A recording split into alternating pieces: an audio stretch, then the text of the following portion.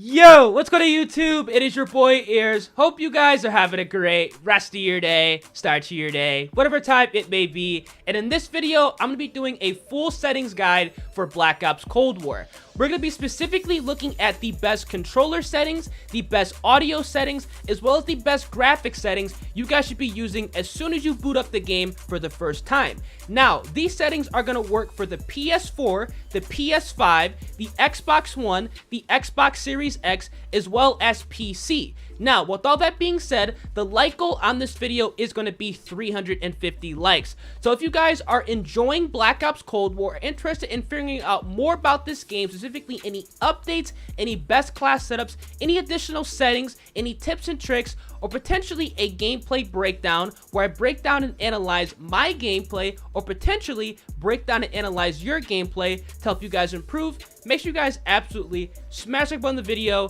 subscribe to the channel, and also turn on those post notifications. Let me know down in the comment section right now, what are your current sensitivity settings you guys are running in this game, and also what console you guys are playing on. Now let's go ahead and get right into the controller settings, because that's exactly where I think you guys are going to be looking out for and wondering what to be running. Now you guys can see here, I play on a controller, and I actually play with an Xbox One Elite controller. Now for my horizontal stick sensitivity, I'm running a 4, and for my vertical stick sensitivity, I'm also running a 4. Now I've kept the same sensitivity transitioning over from Modern Warfare to Black Ops Cold War because it feels the same and it feels streamlined for me. Now consistency is key when figuring out best settings for yourself. You want to run a sensitivity setting that's going to best suit you, and also that's going to allow you to be as accurate as possible and take enemies out with ease across the map. Now, as you guys can also see here, I've actually adjusted my ADS stick sensitivity low zoom to a 0.7, and I've also adjusted my ADS stick sensitivity high zoom to a 0.7 as well. This is going to reduce the sway and also kind of the movement in your thumbsticks when trying to take enemies out, specifically at longer ranges. So I recommend you guys going ahead and adjusting this. This is exactly what I was running in Modern Warfare, and it works flawlessly here in Black Ops Cold War. I'm able to take enemies out, like I said earlier, at longer ranges with ease, with having no issues at all. Now you guys can see here, I am running the tactical button layout. In my opinion, this is the absolute best button layout to run here in Black Ops Cold War. Now you can also, select from default, lefty, Charlie, or one-hand gunslinger. Tactical is the best because it's going to allow you to get in and out of cover as fast as possible. It's going to actually move the crouch button to your right thumbstick by just pressing down. So obviously in a game where you want to get in and out of cover to stay alive longer, increase your KD, and hit those higher streaks, tactical is going to allow you to do so, and I think you're going to be finding yourself being a lot more successful at this game when running this button layout. Now all this else is going to be default. I have this as disabled, and you guys can see here my controller vibration is actually disabled. This is a setting that I always disable when I'm playing Call of Duty games, because personally vibration in the controller is going to throw off my accuracy for me. Now you guys might like vibration. If you guys do, keep it on, but this is going to be one of those settings where you're either going to turn it off and literally never turn it back on, or turn it off and not really care for it and switch it right back on. It really isn't a big deal, but it's going to be one of those things where it's going to be solely personal preference. Now you guys can see here, everything else is going to be pretty much the same. I've not messed with it because I like to have a streamlined feel across all of the other Call of Duty games, and that's exactly what's happening here in Black Ops Cold War. Now you guys can see here, I've actually adjusted my left stick minimum threshold. This is very important and something you guys definitely do not want to miss out on. This is actually your dead zone settings here in Black Ops Cold War. Now if you guys remember, back in Modern Warfare when they added a dead zone setting, this is going to be the stick drift. Pretty much your controller essentially moving your characters idle or aim down sight reticle without you actually doing anything. This is bad. This is something you guys do not want to happen, and I played on a 0.7 dead zone in Modern Warfare. 27 is going to be equivalent to that 0.7 dead zone, so I'm going to be going ahead and bumping that up for both the left stick as well as the right stick.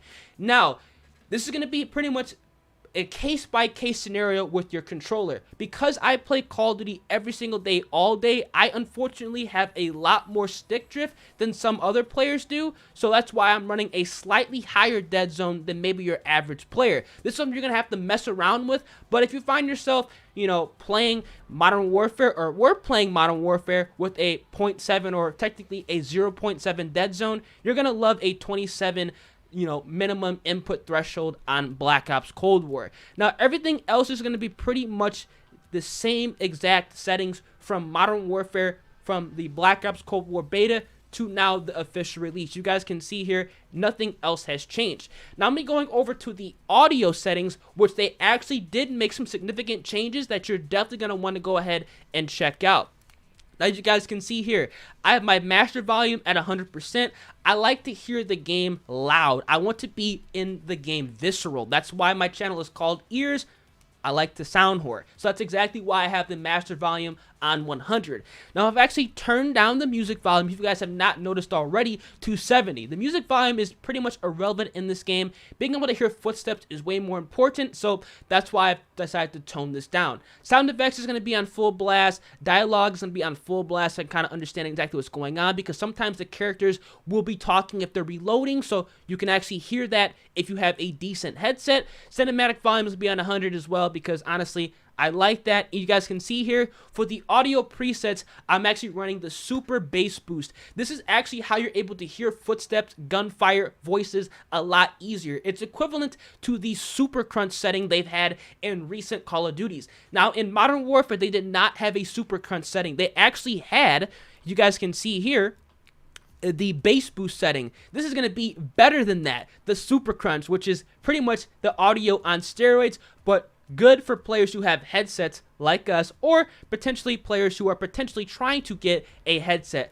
I recommend you guys running the super bass boost setting. You can hear footsteps loud as day. It's honestly, it's pretty ridiculous how easy it is to hear footsteps with this setting. So I recommend you guys going ahead and swapping to this immediately. Now, everything else is going to be pretty much the same across the board for the audio. I haven't really messed with any of this because realistically, you don't have to, and I kind of like to have everything streamlined from my games because there's no reason to mess with things when you don't need to mess with them.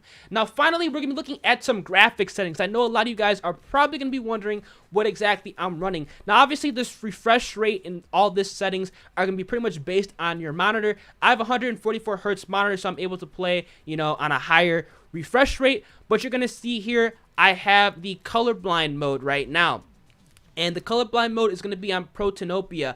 I'm actually personally partially colorblind, so Protanopia is going to change the colors, making it a lot easier for me to see enemies on the minimap as well as name tags. So that's exactly why I like to run this colorblind setting. This is the same exact colorblind setting I ran in Modern Warfare. Again, consistency, transparency is key. I like to kind of transfer all of my settings from each game over to the next one, so the game kind of feels the same, and I'm not going to have to do an entirely new relearning process, because that's exactly what you guys do not want to have happen when booting up a new game, especially Call of Duty, where things can be streamlined and you can kind of jump in and, game from game and really not have that much trouble.